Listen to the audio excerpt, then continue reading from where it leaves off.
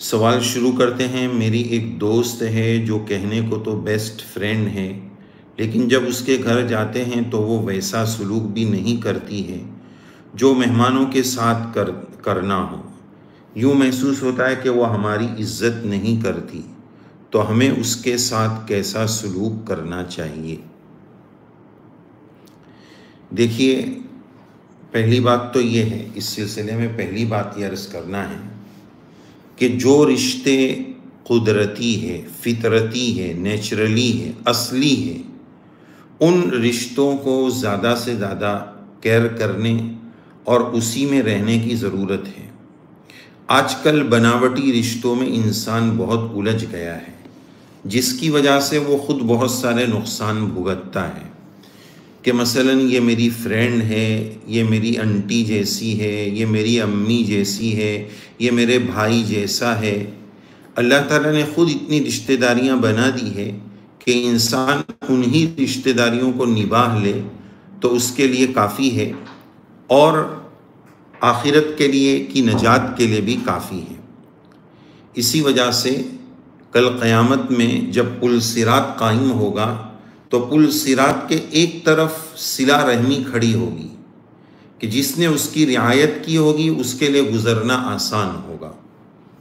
تو بہرحال پہلی بات ہم اس سلسلے میں، اس سوال کے سلسلے میں یہ عرض کریں گے کہ دوسرے رشتہ داریاں بنانے کی ضرورت نہیں ہے۔ یہ دوست ہے، یہ فرینڈ ہے، یہ انٹی جیسی ہے، یہ ابا جیسا ہے، یہ فلاں جیسا ہے۔ ان رشتہ داریوں میں انسان آج کل بہت پڑ گیا ہے، بلکہ اب اس سے ایک قدم اور آگے یہ نکل چکا ہے کہ کتے سے وفاداری نبھائی جا رہے، لوگ کتے پال رہے ہیں، بلیاں پال رہے ہیں، رشتہ داروں سے بے وفائی چل رہی ہے، بات چیت بند چل رہی ہے، سگے ماں باپ سے لڑائی جھگڑے چل رہے ہیں، اور کتوں کی عزت کر رہے ہیں۔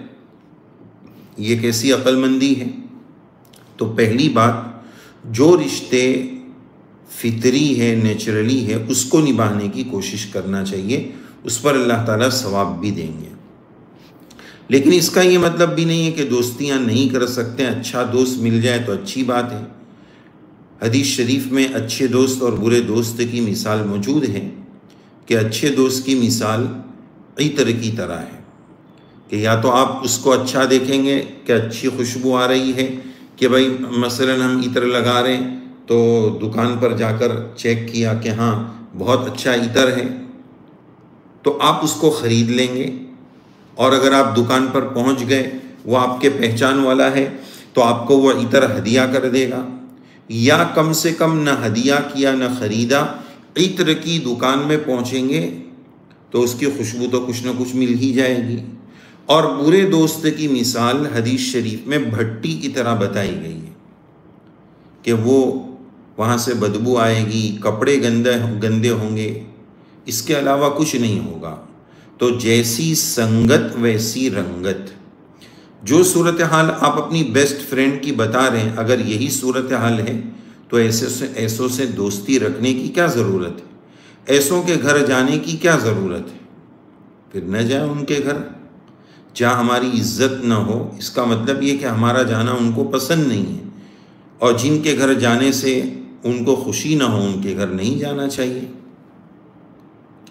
اور تیسری بات کہ یہ ادلا بدلی کی دنیا ہمیں نہیں کرنا چاہیے۔ رشتہ داروں کے ساتھ صلہ رحمی کرنے میں، اچھا سلوک اور اچھا برتاؤ کرنے میں شریعت نے اس بات کی اجازت نہیں دی ہے کہ آپ یہ چیک کرو کہ وہ آپ کے ساتھ کیسا برتاؤ اور رویہ اور سلوک کرتا ہے تو ہی آپ اس کے رپلائی اور بدلے میں کرو۔ شریعت نے ہمیں ایسی تعلیم نہیں دی ہے، بلکہ اللہ کے نبی صلی اللہ علیہ وسلم کے فرمان عالی شان میں یہ بات ملتی ہے کہ لیس الواصل بالمکافی، صلہ رحمی کرنے والا وہ نہیں ہے جو بدلہ چکانے والا ہے کہ وہ کرے گا تو میں کروں گا، وہ صلہ رحمی کرنے والا نہیں ہے۔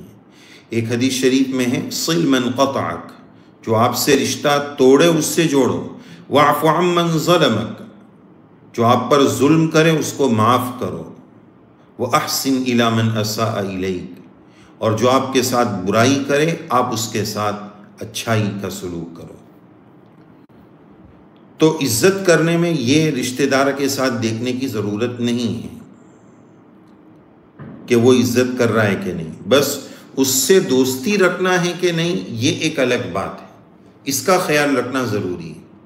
اچھا، اس کے ساتھ ساتھ ایک چوتھی بات ہم یہ بھی عرض کریں گے کہ آج کل بچوں کی کچھ عادتیں بڑوں میں آ گئی ہیں۔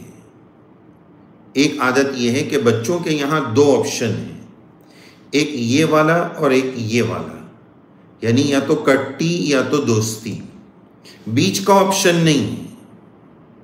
دوستی کریں گے تو اتنی زبردست، اتنی خطرناک کہ ماں باپ بھی فیل، ماں باپ کے حقوق بھی ضائع، شریعت بھی ایک طرف، بس دوستی کا حق نبھانا ہے، ایسی دوستی۔ اور دشمنی کرنے آئیں گے تو نگاہ بھی نہیں ملائیں گے، یہ بھی غلط ہے۔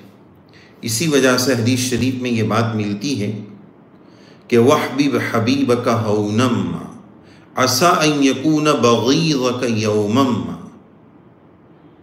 کسی سے محبت کرو تو لمٹ میں کرو، ہو سکتا ہے کہ کبھی اس سے دشمنی ہو جائے، وہ دشمنی ہونے کے بعد آپ کو برداشت نہ ہو، اور کسی سے دشمنی کرو تو بھی لمٹ میں کرو کہ کبھی بعد میں دوستی ہو جائے تو نگاہ ملا سکو۔ یہ شریعت نے ہمیں تعلیم دی ہے۔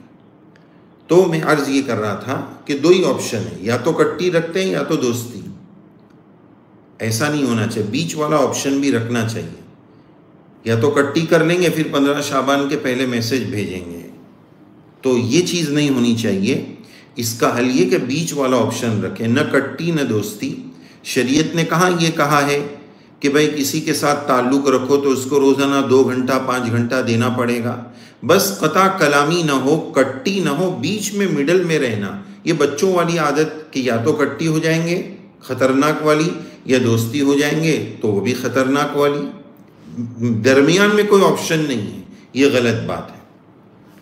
تو اگر یہی صورتحال ہے تو آپ اپنی اس سہیلی سے، آپ کی جو بھی بیسٹ فرینڈ آپ بول رہے ہیں، آپ اس سے ایک ڈسٹنس بنا لیجئے، ایک فاصلہ بنا لیجئے۔ کیا ضرورت ہے ان کے گھر پر جانے کی؟